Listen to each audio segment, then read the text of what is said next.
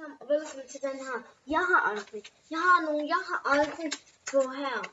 Det går ud på, hvis jeg nu siger, jeg har aldrig sagt et eller andet. Så skal jeg sige, det har jeg, eller det har jeg ikke. Men lad os bare komme i gang. Første, jeg har aldrig, den har jeg selv skrevet. Jeg har aldrig spist en chili. Det har jeg. Jeg har aldrig sagt luder til en klasselærer. Det har jeg. Det har jeg aldrig.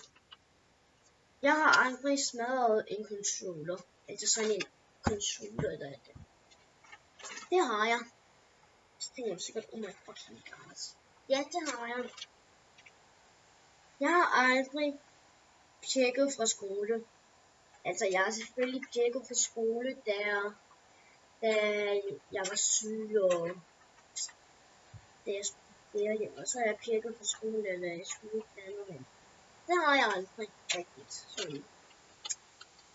Så har jeg lavet en til mig selv, og til jer, som hedder, jeg har aldrig tegnet en grim tegning. Det har jeg. Jeg tegner en rigtig grim tegning. Og det skal I så svare på derhjemme, og skrive noget i kommentaren, om I har eller ikke. Så vi ses i næste video.